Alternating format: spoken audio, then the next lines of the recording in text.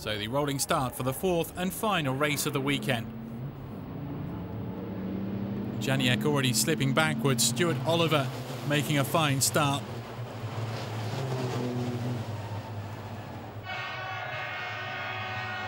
There's Allgauer in the middle too. Where you can see Versecki has come flying through, as has Albacete.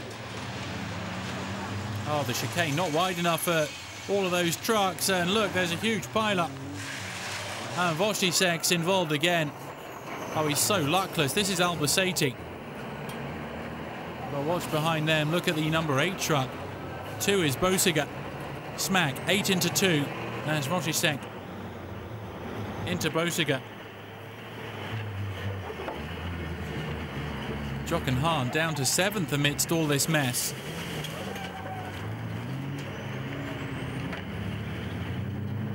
Yeah, Hahn having to take evasive action there in the number 4, we could see.